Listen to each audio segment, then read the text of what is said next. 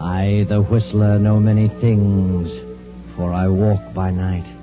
I know many strange tales, many secrets hidden in the hearts of men and women who have stepped into the shadows. I know the nameless terrors of which they dare not speak. And so I tell you the amazing story of House of Greed. A taxicab rolls through the night and comes to a stop before a brownstone mansion on West 52nd Street. The driver opens the door, and a handsome, well-dressed man steps out, pays the driver, slips quickly up the stairs, fumbles with a bunch of keys, but the door opens. Oh, hello, Jackson. Mr. Talbot, welcome home, sir. Where's Mrs. Talbot? Oh, she left 3 days ago. Went to the place in the Catskills. There's a note on your desk, sir. Oh, good. Your brother, Frank, is waiting in the library. Oh. Hello, Frank. What do you want? John. Now, look, Frank, I told you the last time I'd give you no more money. Oh, but it isn't gambling debts this time. I'm reforming. I'm going to settle down and work. Work? I met a big cattleman from South America. He has a very lovely daughter. And she talked her father into letting me buy an interest in the business. How much? $10,000. Oh, I'm sure I'll make good, John. Oh, very well. I don't mind doing something like that for you. When are you leaving? Tomorrow. I've had a plane reservation for 4 days. Thanks for the check, John. You're a swell guy. Tell Mary goodbye for me. Yeah, she's up in the Catskills. Yeah, so Jackson told me. Good Lord. What's wrong?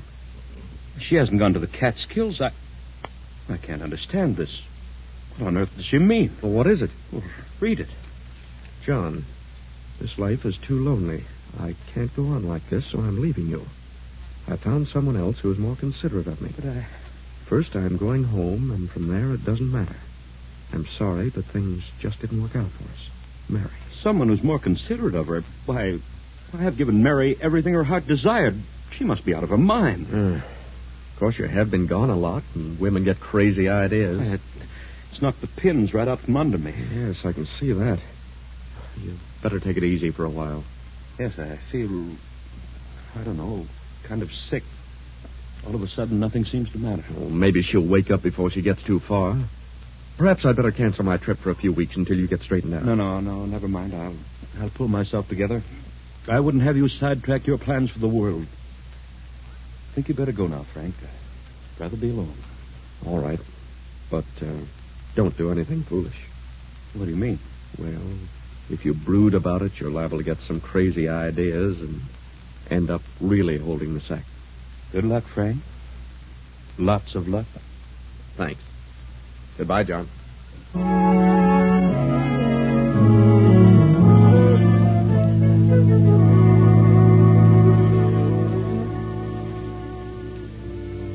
John sits for the remainder of the night staring over the top of his desk. The next morning he closes the house and starts on Mary's trail, which takes him to London, Paris, Berlin, all over Europe, but to no avail. Finally, he drops his active interest in his business and goes to live in his country estate. Then one day, 14 years later, he finds himself on a honeymoon. He has married a widow named Helga. Well, John, dear, we got away without too much trouble. It does seem a bit silly, Rice, and honeymoons at our age. Our age? Well, you sound as though we're a couple of old grannies. I'm 36 and you're 45, and I certainly don't feel old. Why, of course you're not, Helga. Oh, dear. John, now that the wedding's over, there's something I haven't told you. Oh, now I haven't said anything because I was afraid it might make a difference. I know what it is. You have a son. How did you know? I wondered when you were going to mention it. Oh, well, he finishes school this year. It's been quite a struggle putting him through college. But he's very bright. Paul has studied hard and managed to cram 2 years into one. Could he spend the summer with us? Why, of course. Oh, John, you're a darling. I should be able to find a place for him in the business. Oh, ask him to come down to our place in the country. Oh, thanks, John. You're wonderful.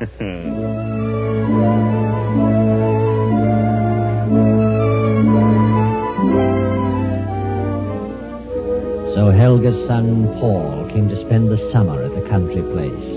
And he stayed the next winter, and the following summer, and the next winter. Now it is summer again. and Paul is still visiting his mother and stepfather. The first year, he worked in the office every day until noon. Found business very boring, so finally he quit going to the city at all. But, Mother, I've looked the whole thing over, and there's nothing there that interests me. Well, you can learn about the business. You seem to be able to learn anything else you want to. But I don't care for business. Oh, you're a fool. I worked my knuckles to the bone to give you an education. I married John Talbot to give you a chance to do something. John has no children. It's a huge business. And one day you could control the whole thing. I'm disappointed in you, Paul. You're letting me down. Well, it seems to run very well without too much attention from him. If we were to inherit it, why wouldn't it continue to run just as well? You either get down to that office or you pack your things and get out. Why should I? I'm perfectly satisfied. I'll tell John to make you go. And suppose I tell him what you just said? That you married him just to give me a chance? Married him for his money? You wouldn't dare. And suppose I tell him that you were never divorced from Father? That he's still down in South America, still wandering around trying to find a gold mine? If you dare open your mouth, I'll... Hello there. How are you, Helga? What's this I heard about South America? Oh, why, nothing, darling. Paul was just talking about someone he met from down there. Who do you know from South America, Paul? Fellow, I met him today. Were you in the city today? No, I was down the village. I didn't suppose you'd been out of the house today. What's his name? Why, I don't remember. I didn't think you would. You haven't been out of this house for 3 days. Paul, I think you're the laziest man I've ever met. All right. I'll start back to the office Monday. If that's what you and Mother want me to do, I'll do it. Why, I'm sorry I wasn't here for dinner, Helga. I was detained in town. Well, I have quite a bit of work to do. I'll be here in the library for 2 or 3 hours. Very well, John. I won't bother you. I'll go on upstairs. Besides, I want to have a little talk with Paul. Good night, dear. Good night, Helga.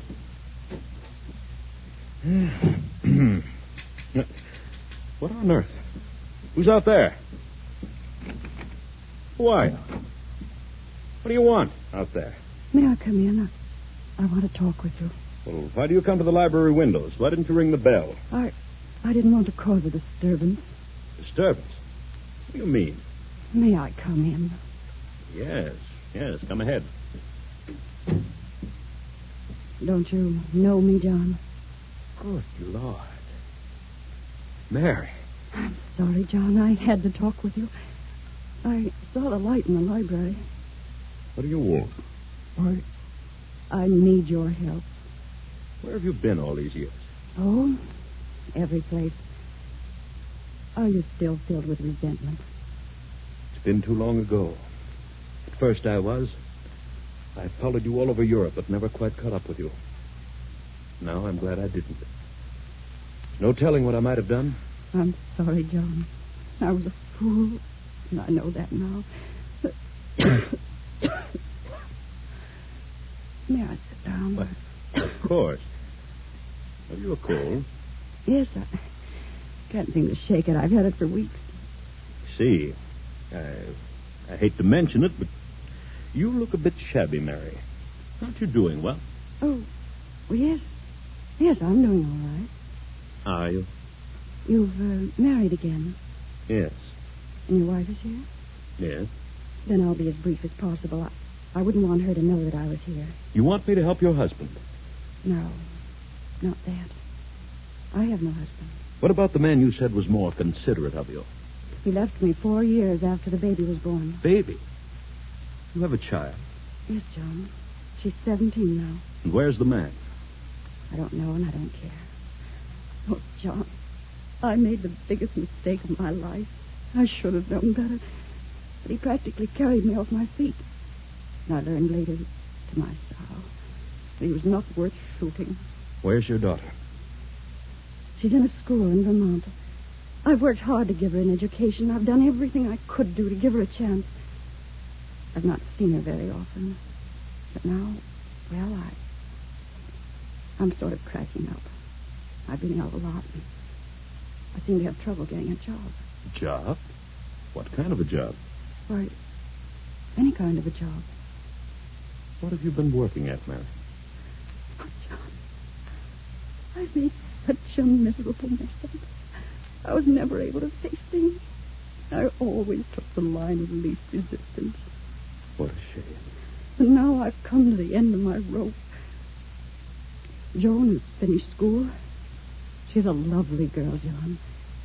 I can't let her know. I can't take her with me. Why not? She deserves so much more. She deserves a chance in life. I want you to do something for her. Well, why should I? Because she's your daughter, John. My daughter? Yes, yours and mine. She was born 7 months after I left. Here's the birth certificate. Please, John, do something for her. She shouldn't be made to suffer for my mistake. She's innocent. Well, does she know I'm her father? No. And she doesn't remember the other man. Here, I'll give you her address. Fernwood College. And I'll write a letter to her explaining all about you. Well, Oh, John, you could do so much for her. She's a young lady now. And so lovely. Please see her. I know you'll fall in love with her. All right, Mary. I'll see her. I'll have her come down here. Oh, John, I'm so sorry. So sorry for everything I've done. Please forgive me. I've forgotten everything, Mary. Oh, wait a moment. Take this check and do something about that cough. No, thanks, John. I won't need it. You better take it. Thanks. I'll be all right in a few days. The cough will be gone. Good night, John. Good night, Mary.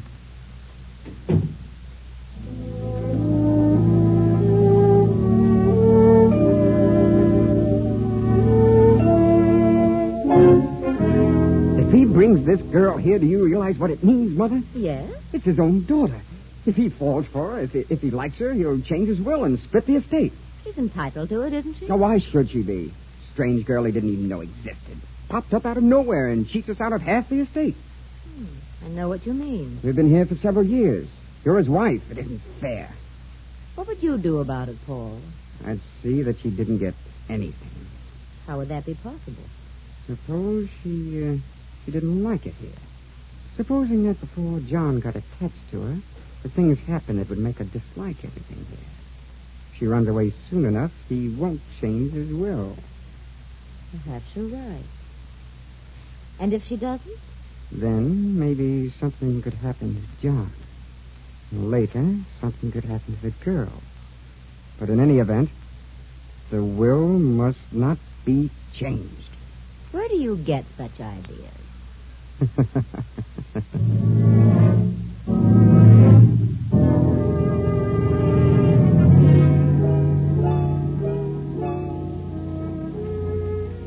That, Joan dear, is the story of your mother.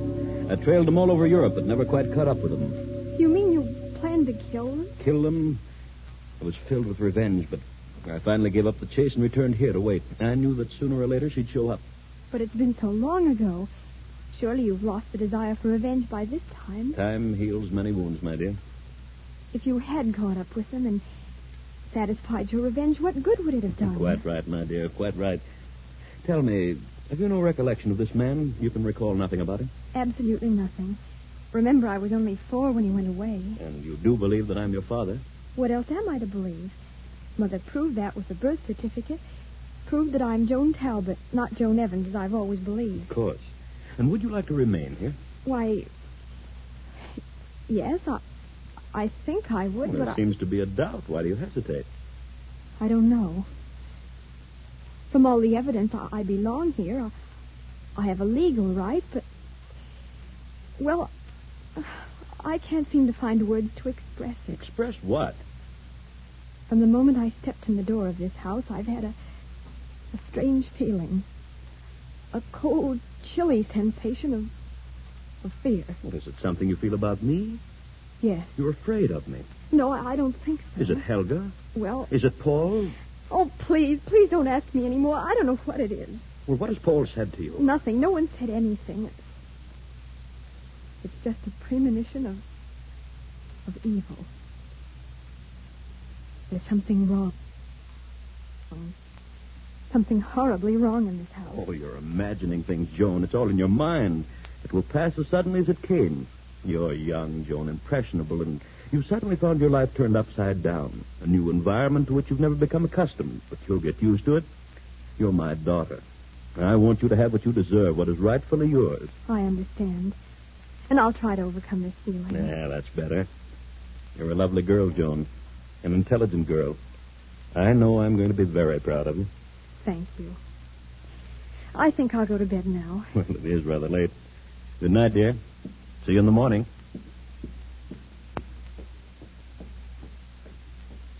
Hello. Paul, what are you doing here on the stairs in the dark? I wanted to tell you something. What? You're very, very beautiful. Your eyes, your hair, just like gold. Gold moonbeams. And soft. Paul! And your throat. Your throat is slender and soft. Take your hands off my neck. Paul! I don't know many girls. Girls don't like me. Let me by. You don't like me either, do you? Well, I know. I can tell.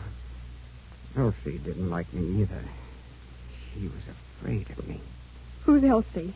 She was a girl in the village. She worked here in the summertime. No one knows what became of her.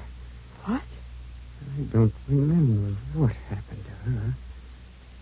But her throat was slender and white, like yours. Let me by.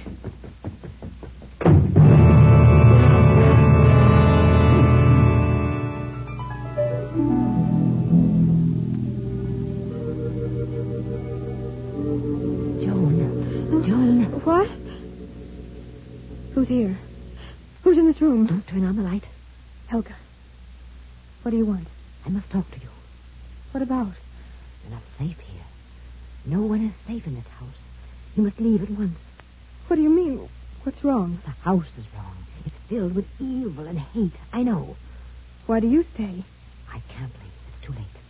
But you must go at once. Do you mean that Paul? That's part of it. And what else? John. John? What about him? I can't tell you. But you must believe me. What about my father? He doesn't believe he is your father. And he's planning to get revenge on your mother through you. I don't believe you. I won't. Get away while you have a chance. No. I won't run from it. I'll face it, whatever it is. Very well. Good night, Joe.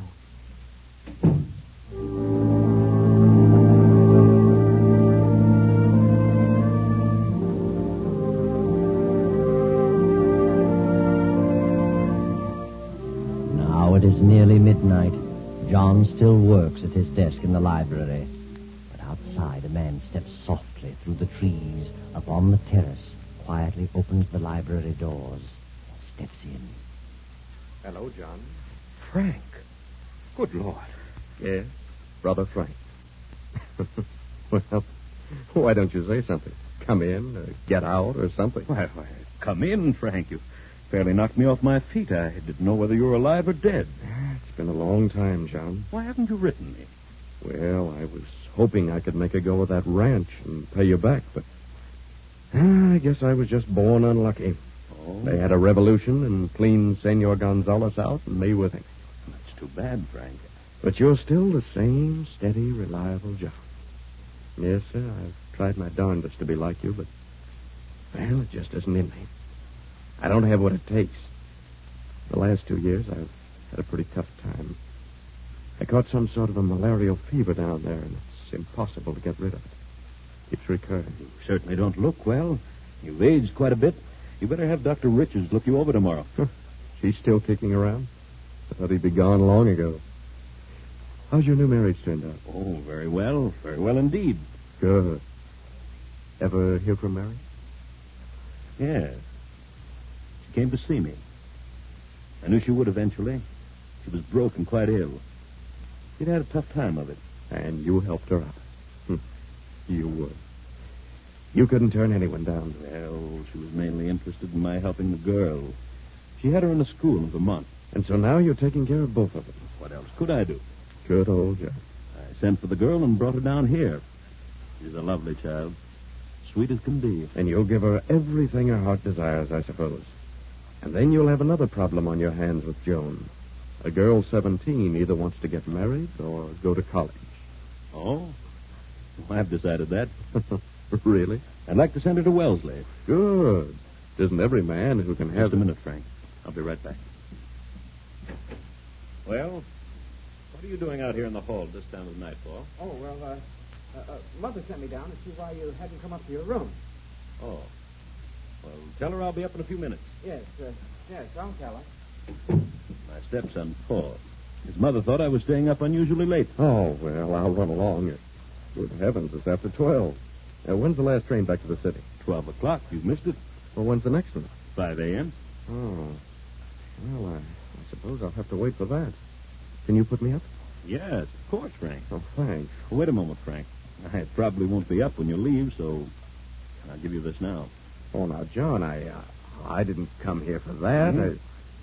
Well, that is not exactly. No, you never have. Here you are, Frank. 1,000. And see Doc Richards first thing in the morning. And drop in at the office and let me know what he says. Thanks, John. I'm sorry to have to take this. I only wish that... Oh, forget it. We're not kids any longer. You're too old to learn new tricks now.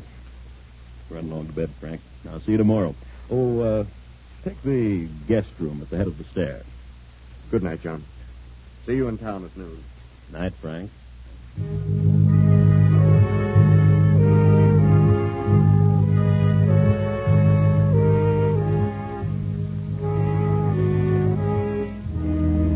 The clock strikes 3 as 2 figures slip down the darkened hall and quietly enter John's bedroom.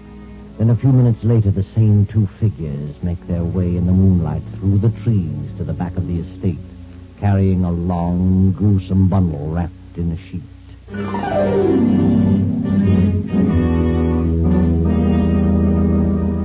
Now it is 3 nights later, and Joan, Helga, and Paul are in the library as Joan paces back and forth anxiously. But where could Father have gone? He didn't say a word about going out of town. Oh, maybe he doesn't want to come back. Why not? I don't know. Maybe he doesn't like it here. You should have listened to me. But you didn't say anything about... Well, you just mentioned me. Could it be a mistake? I just had a weird feeling of impending disaster. Something is wrong, I know. If I didn't belong here, if I could leave, I'd not stay another moment. Who knows what will happen next? I know. What do you know? I know what'll happen next. They always happen in twos. Many people have come here, stayed a while, and then suddenly disappeared. What time is it? 11:30. There's a train at 12. I'm leaving here. Hello? Yes, this is Joan Talbot. What? Good heavens, who? Where? Yes. Yes, I understand. Yes, I'll be here. Yes. Who was it? I don't know. I've never heard anything like it. What do you mean? It was a man, and What man? he said he had a message for us. And he'll be here at 12 o'clock and to wait for him in the library. The police? I don't know. He said he'll come to the garden windows, to the library window. Who could it be? I don't know. But we'll wait. I'm going to see this through.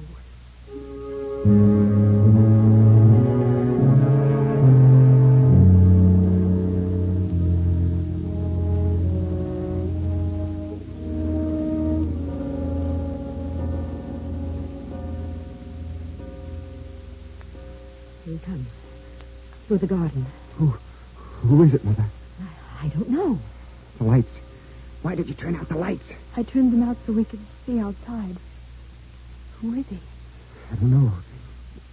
He's up on the terrace.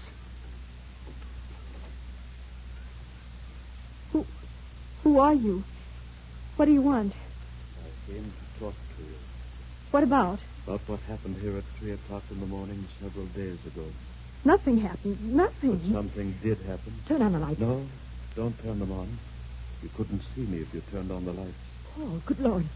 Was it you who phoned me? I spoke to you, but I didn't phone you. Mother, What happened in this house at 3 o'clock several days ago? A man was murdered. What? Paul, turn on the lights. Turn on the lights. Joan Talbot, open the top drawer of that desk. Now take out the paper. It says, on the night of August 5th, we, the undersigned, murdered John Talbot in his bedroom and buried his body on the estate. We didn't. We didn't. It's John. It's John. Sign it. Sign the paper and I'll go. Sign it, Paul. Sign it. You did it. You killed him. Sign it. You help me. You sign it. I can't. Turn on the lights, Joan. John. It's him. It's him. He isn't dead. No, Paul. We didn't. Paul, what happened? I'll tell you. You killed my brother Frank instead. Come on in, Sergeant. You heard it all. Yes, we heard it all. Father, what on earth happened? When you phoned a while ago, I almost fainted. I was sure you were dead. I knew from the moment you told me you were frightened in this house that something was wrong. I put two and two together and realized what it was. They didn't want you to share in the estate. I knew they were planning something on that night. And then my brother came. He accidentally got into my room by mistake, and they killed him instead of me. I saw them carrying his body through the trees. So I disappeared for a few days and evolved this plan. You've nothing to worry about any longer, Joan. Nothing. No. Nothing to worry about. But the truth would certainly amaze you. All that Helga said about Paul and John was true. And John was planning revenge, but not through Joan. That night your brother Frank came back. You discovered something, John. What was it Frank said? And then you'll have another problem on your hands with Joan. A girl 17 either wants to get married or go to college. It was then, John, that you knew the truth. The only way that Frank could have possibly known that the girl's name was Joan and that she was 17 was to have been with Mary. So John knew then that it was Frank who ran away with Mary and deserted her when Joan was 4 years old. And then John, knowing that Helga and Paul planned to kill him, deliberately let Frank occupy his room on that fateful night. John's revenge was satisfied, and he didn't have to turn a hand. That's all.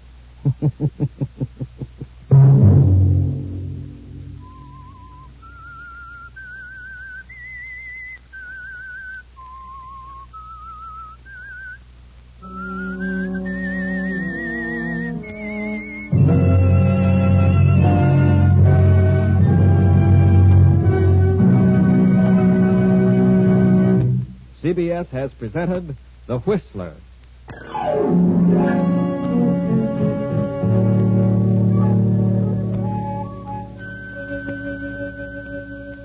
And now an important announcement regarding a change of time. Beginning 1 week from tomorrow night, on Sunday, September 13th, The Whistler will come to you at 9:15 p.m. Remember, Sunday, September 13th, at 9:15 p.m.